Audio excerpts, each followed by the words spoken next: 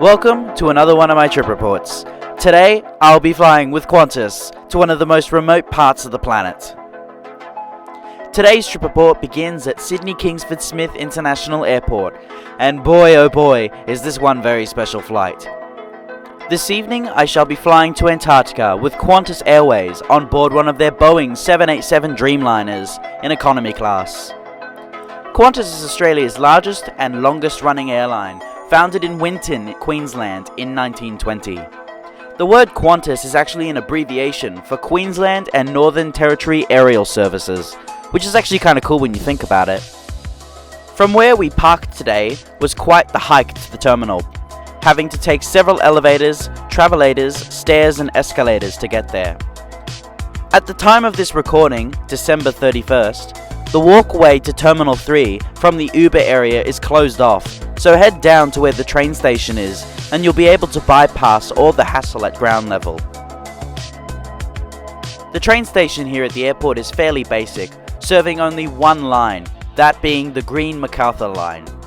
From this station you can reach the city in as little as 15 minutes, or you can head out into the suburbs to Walleye Creek, Padstow, Holsworthy, Glenfield and Campbelltown. Just before entering the terminal, I noticed the departures board, and on it was today's flights with services all across the Australian coast. However, the star of the board is the Captain's Choice Antarctic Scenic flight, which as you can probably tell is my flight today.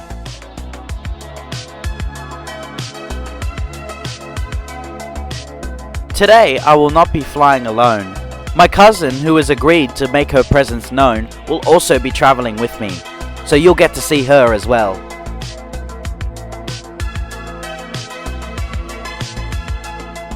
Upon entering the terminal building, I proceeded upstairs to the departures hall.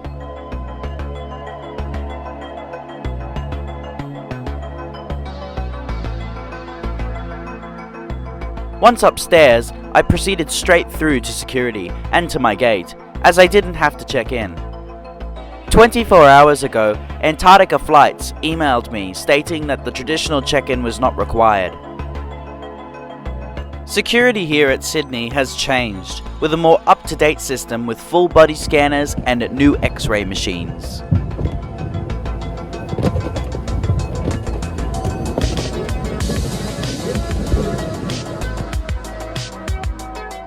After clearing security, I proceeded to the gate.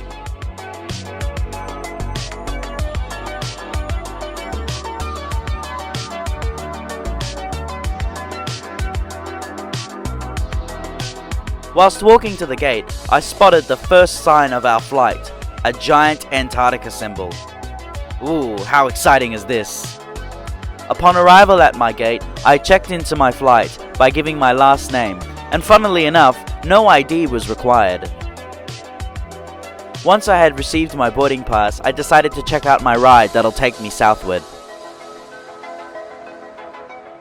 Today's aircraft is a Boeing 787-9, registered Victor Hotel, Zulu, November Golf.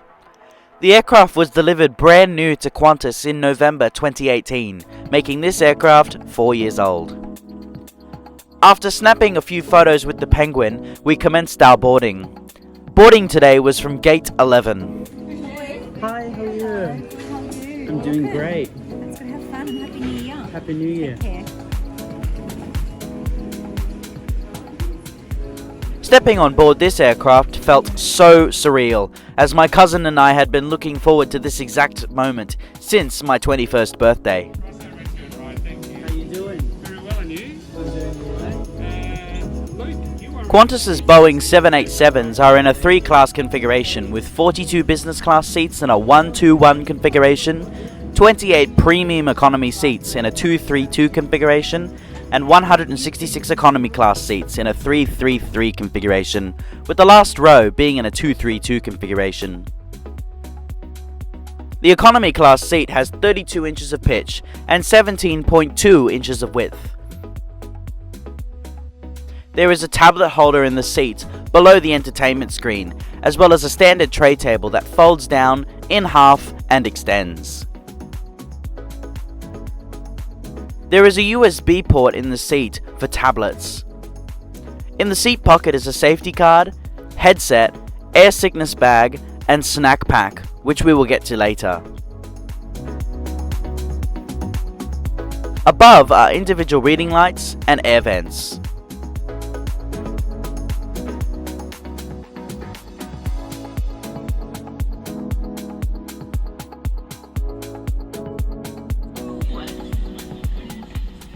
We pushed back from gate 11, 5 minutes ahead of schedule.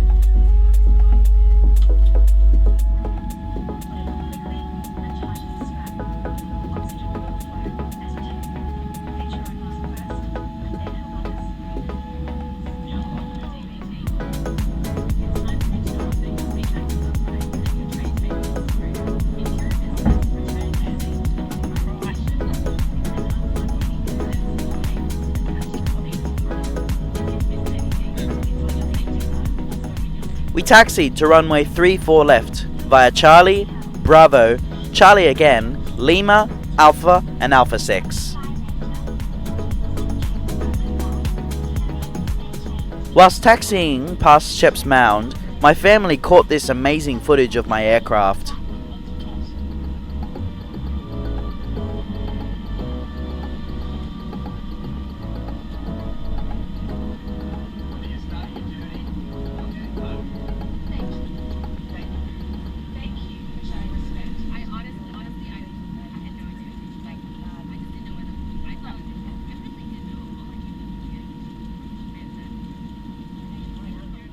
Now please enjoy this unedited takeoff footage. Funny how they come to a stop before they take off.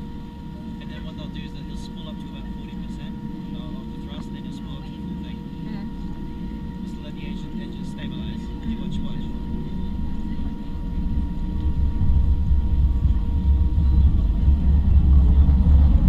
Here we go.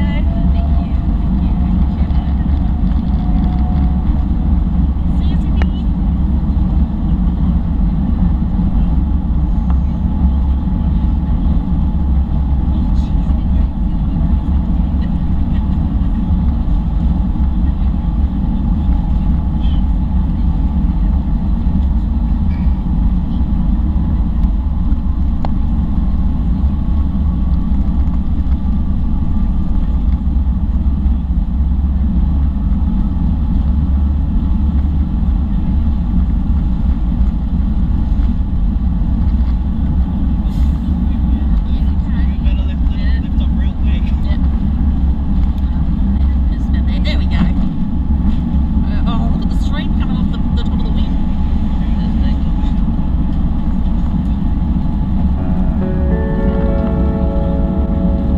After takeoff, we turned left, tracking northwest towards Richmond, before making a U-turn and heading southeast towards Antarctica.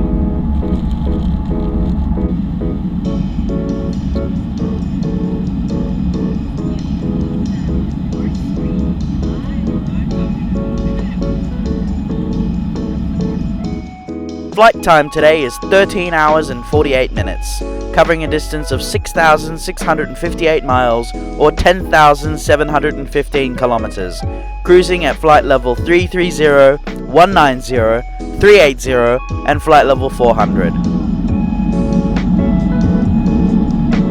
After takeoff, the left-hand side of the aircraft were treated to excellent views of Sydney's CBD and surrounding suburbs.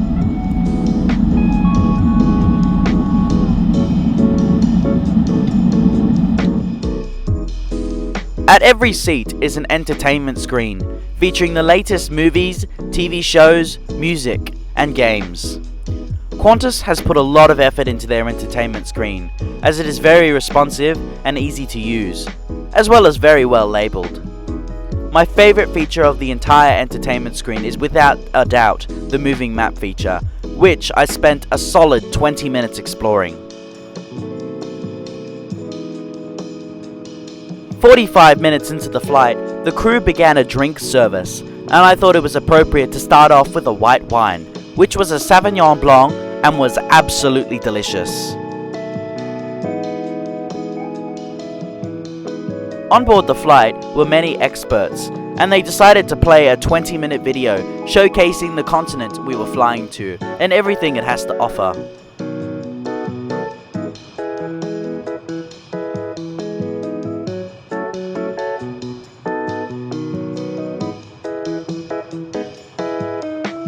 As I got a bit peckish, I decided to have a look at the snack pack Qantas provided, which inside the pack was a bottle of water, a tomato and salsa pack with almonds and pretzels, a second bag of almond and pretzels, a pack of soya crisps, a chocolate chunk cookie, a small chocolate bar, and a small Mentos. All of these items are typical of what a domestic passenger would receive on a short-haul flight, for example between Sydney and Melbourne. I quickly put all of these away as dinner was about to be served.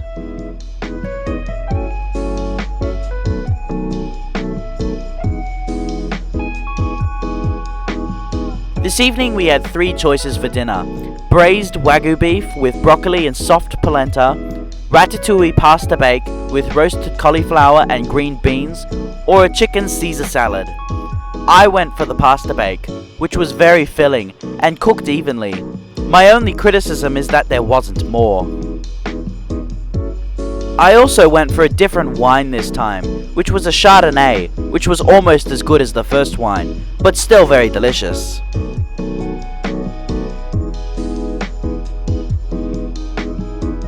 After dinner was cleared away, a refreshment service commenced, and to stay awake for what was ahead of me, I went for a coffee, and for the first time, it wasn't terrible.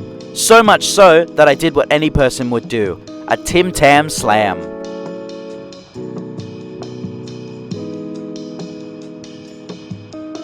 You can tell by my facial expression that it was pretty good.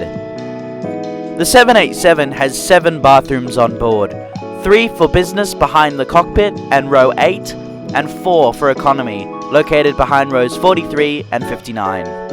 They are pretty typical for what you'd expect, with all the essentials, including hand soap. Whilst I was out of my seat, I decided to head to the rear galley to stretch my legs and talk to other passengers and crew. I also discovered whilst I was back here that there was a snack cart filled with drinks and finger food, such as Tim Tams, apples and cheese and crackers. The whole vibe of this flight was a lot more relaxed and friendly than the usual seriousness of a regular flight. The cabin was fairly quiet up until this point. Whilst looking out the window on the rear left-hand door, I spotted the first piece of sea ice, which signaled we were approaching Antarctica. These pieces of sea ice are near the Balleny Islands, located approximately 300 kilometers off the coast, with the largest island being Sturge Island, discovered in 1839.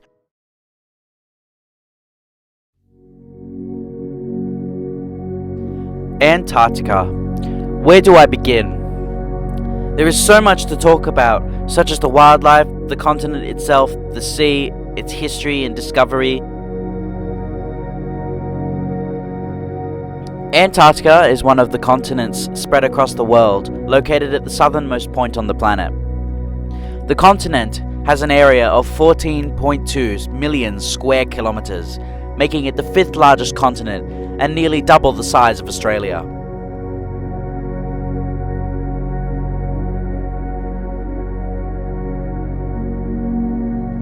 Antarctica refers to much more than just the continent itself.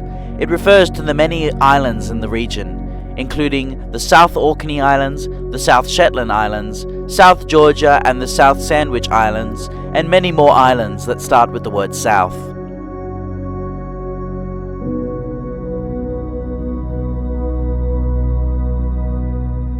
These islands I've just mentioned are located on the opposite side of the continent, which we shall not see today.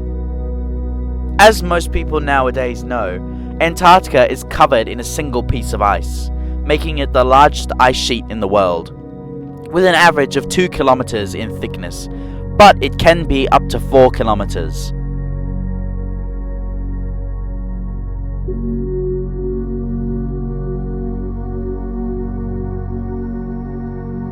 Around 60% of the world's fresh water is frozen here, and 90% of the world's sea ice is here. However, without any ice, Antarctica would emerge as a giant peninsula, an archipelago of mountainous islands, known as Lesser Antarctica, and a single large landmass, about the size of Australia, known as Greater Antarctica.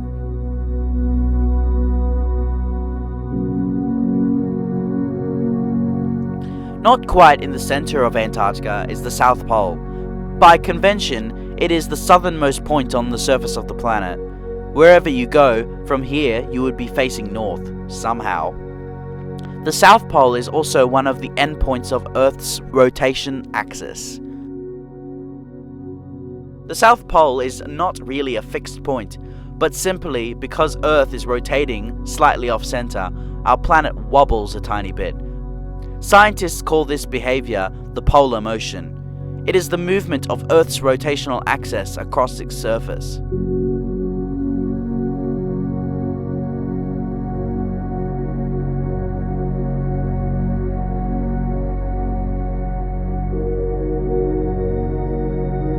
Greater Antarctica, or East Antarctica, is composed of older igneous and metamorphic rocks. Lesser Antarctica, or West Antarctica, is made up of younger volcanic and sedimentary rock. Lesser Antarctica, in fact, is part of the Ring of Fire, a tectonically active area around the Pacific Ocean, which New Zealand, Indonesia, Japan, and some parts of North America are part of. Tectonic activity is the interaction of plates on Earth's crust, often resulting in earthquakes and volcanoes.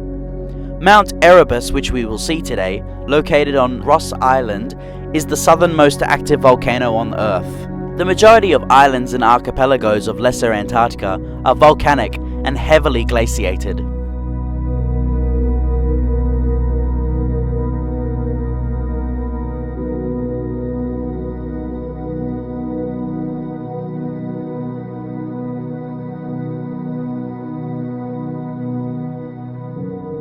Antarctica's history dates all the way back 600 million years ago, in the late Precambrian era. A great supercontinent called Gondwana was formed back then, and it was made up of several land masses including what would become present-day India, Africa, South America, Madagascar, Australia, and Antarctica. At this time, Antarctica was sitting over the equator. Over millions of years, Gondwana shifted and split, creating Antarctica. However, it wasn't what we see today. It was highly forested, with temperate rainforests. It was also home to dinosaurs, marine reptiles, and an abundance of invertebrates. It looked more similar to the modern-day Amazon than it did to the icy desert we know today. Over the next few 100,000 years, glaciers began to creep down from the Antarctic mountains, thickening and filling entire valleys, cloaking the continent in a blanket of ice. As the continent continued to migrate south, the temperature began to drop and resemble more like the Swiss Alps, with mountain peaks and alpine glaciers. Exactly what caused the sudden growth of Antarctica's glaciers is not clear. However, scientists have found several factors that played a part, such as changes in the Earth's orbit and the amount of solar energy reaching the planet. It is likely that changes in the ocean currents around the location of modern-day Antarctica also helped create the conditions for the Antarctic ice sheet to form.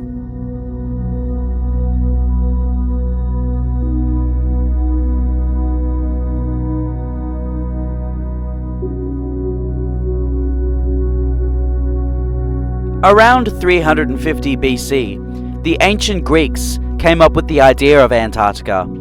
They knew about the Arctic, and they thought that in order to balance the world, there had to be a similar cold landmass on the opposite side of the globe. Lucky guess, I suppose.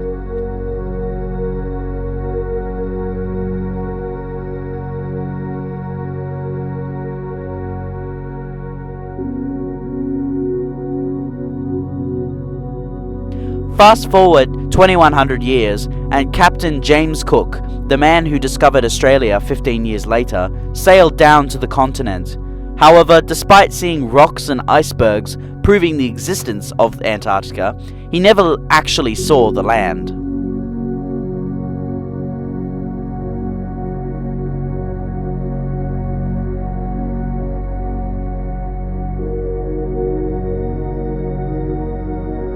This all changed in 1820 when a Russian naval officer made the first ever sighting. 1 year later, American sailor Captain John Davis stepped foot on continental Antarctica.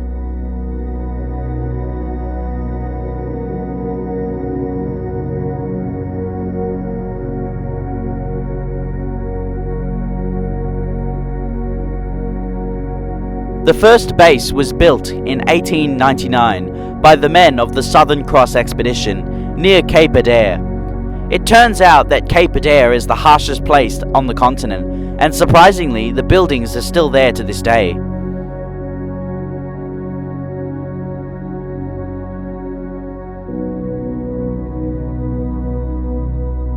In 1957, 12 nations had established over 60 stations across the continent. But it wasn't until 1961 that the Antarctic Treaty came into effect, officially labeling the continent as Terra Nullius, which in Latin translates to nobody's land.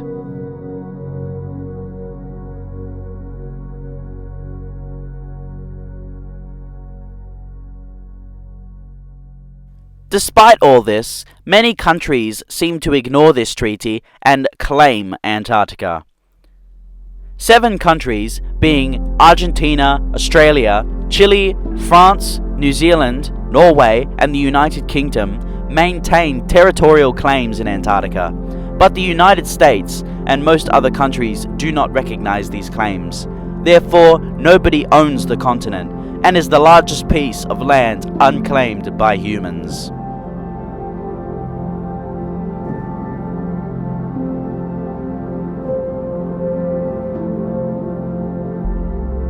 The ultimate goals of the treaty are to maintain the continent's untouched wild state for future generations to experience and enjoy, as well as to practice international cooperation.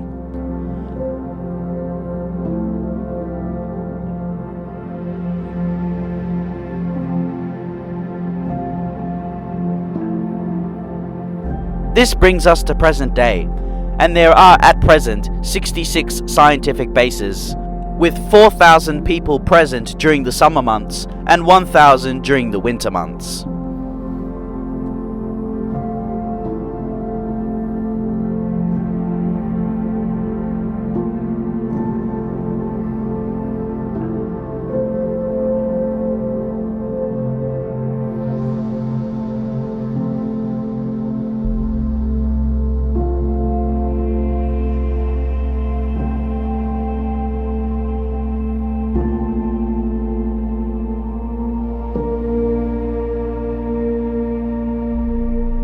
Antarctica's wildlife is diverse and unique.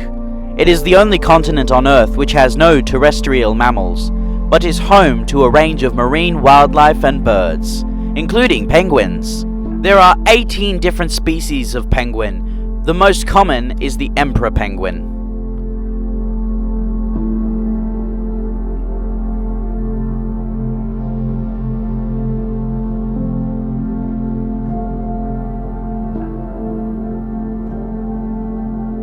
Just like in any ecosystem, Antarctica has its food chain, where at the top of this is the orca, or killer whale, and at the bottom is phytoplankton, which are microscopic plant-like organisms, and are arguably the most important life form in the area, without which the water would be full of carbon dioxide.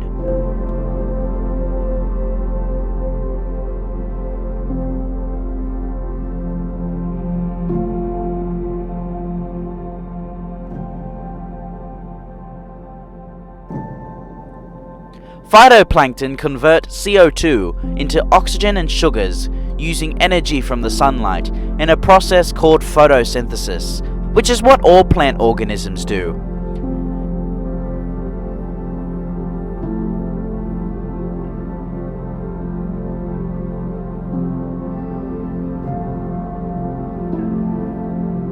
Despite being able to photosynthesize, many species of phytoplankton are actually more closely related to bacteria than to true plants. These get eaten by krill, which are small shrimp-like creatures. These are then eaten by other creatures, such as penguins, whales, and seals. All of this spirals to the top of the food chain, which, as I said before, in this ecosystem is the orca.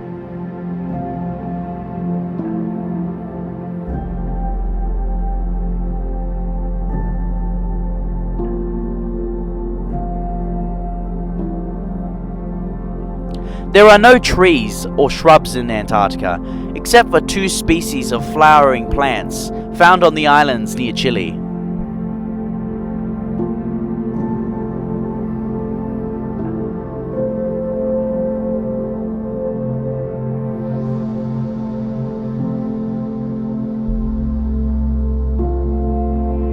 The Antarctic continent is centered asymmetrically around the South Pole and is located in the Antarctic Circle, below the Pacific, Atlantic, and Indian Oceans.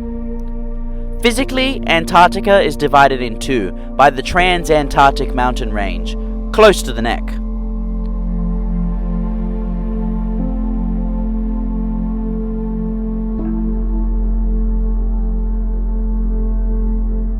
Technically speaking, there is no correct orientation for the continent. However, scientists tend to agree that the correct orientation is when 0 degrees longitude is facing the top, following the Greenwich meridian.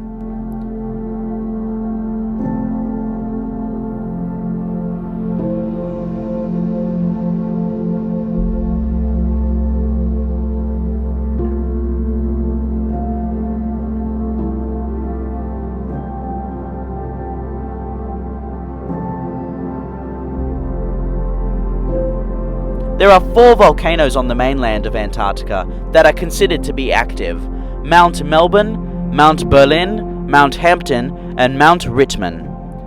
Today we will see Mount Melbourne, which we've actually passed already.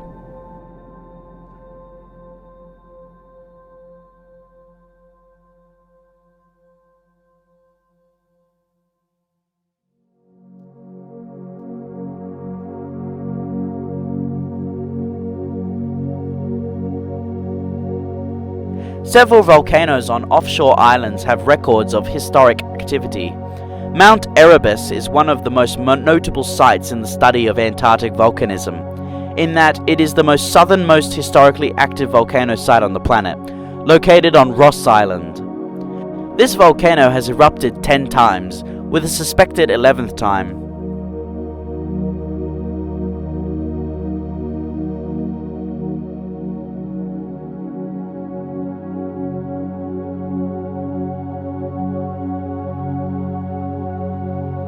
There are several different regions in Antarctica. We shall start with Mary Birdland, which is an incredibly large portion of West Antarctica, consisting of the area below the Antarctic Peninsula. The Mary Birdland is a large formation of volcanic rock characterized by 18 exposed and subglacial volcanoes, 16 of which are entirely covered by the ice sheet and have had no eruptions recorded in the area. However, scientists believe that some of the volcanoes may still potentially be active.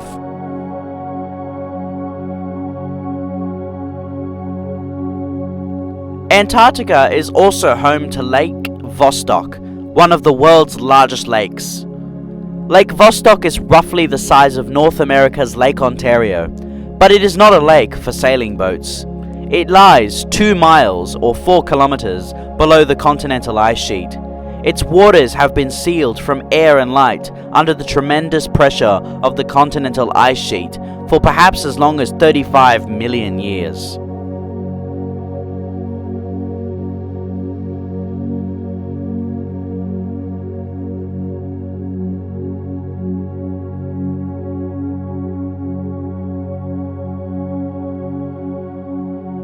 Now back to the flight, as something fairly significant was about to happen whilst we were cruising over McMurdo Station.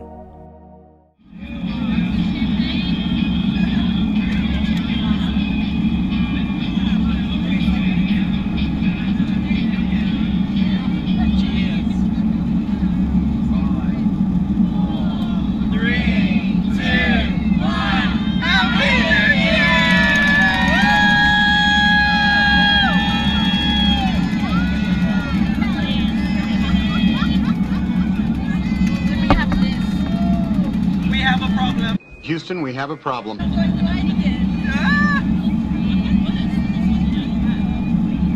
see if there's any audio.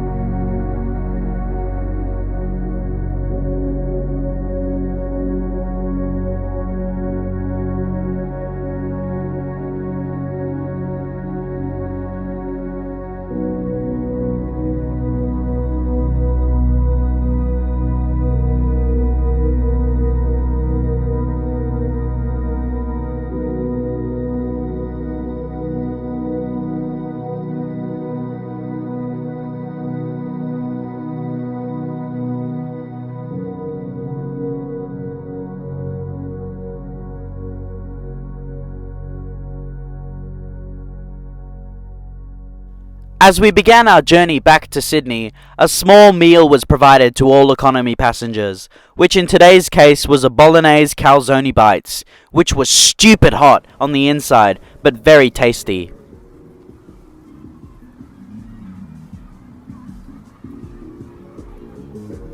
Once the meal was cleared away, we had said our final goodbyes to the Antarctic continent, and the crew dimmed the lights, and nearly all passengers went to sleep, myself included.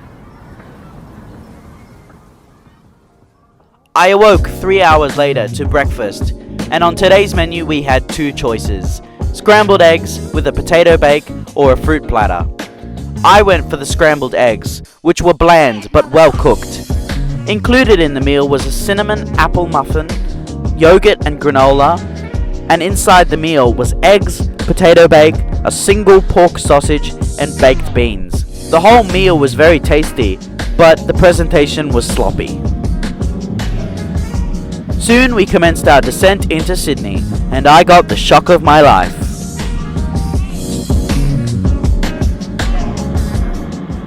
I'd also like to make a special mention to Luke Mortimer that we have on today. Luke is a young gentleman who has put together a YouTube channel called the Young Aussie Flyer. And I must admit, I had a look at the channel last night. He's got some great video footage of different aircraft and flights he's done. So I'm sure he'll be posting his photos on that today as well. Can you believe I was mentioned by the crew on this flight? Crazy, isn't it? Well, not so much. I was actually expecting this to happen, as I did speak to the flight manager whilst we were over Antarctica.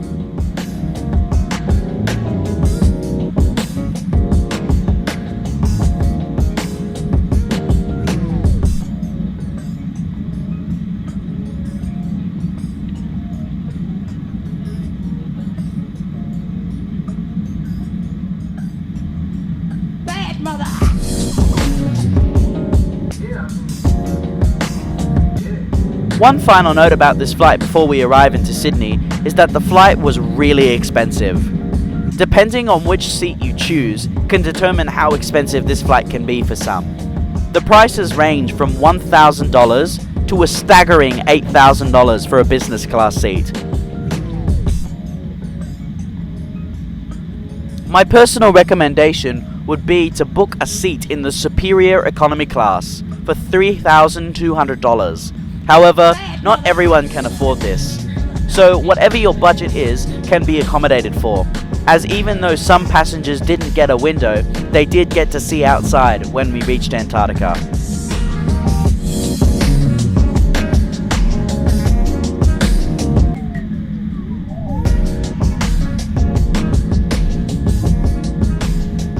Now please enjoy this unedited landing footage.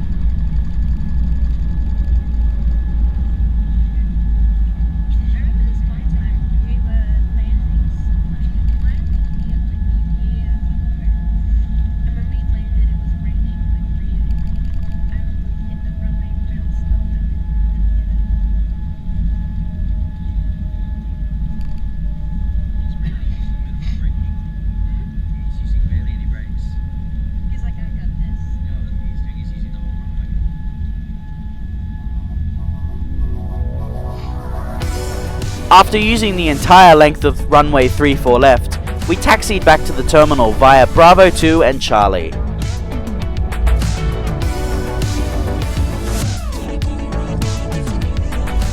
We pulled into gate 11 8 minutes after our scheduled landing time. Stepping off the aircraft, feeling not as tired as I thought I would be, I was reflecting on this once-in-a-lifetime experience. My cousin and I were talking as we were heading home about if we would do this flight again, and both of us were in agreement that we should definitely do more than just fly over the continent. With this knowledge, it is highly likely that we will be flying to Ushuaia in Argentina to take a cruise down to the islands for a much more close-up experience. This has to be the most beautiful flight I have ever taken, and one that I am unbelievably grateful for. Thank you so much for sticking around, watching this entire video. I hope you enjoyed it. Please like, comment and subscribe. Make sure to push that notification bell if you enjoy my content. And I hope to see you again in the next one. See you later!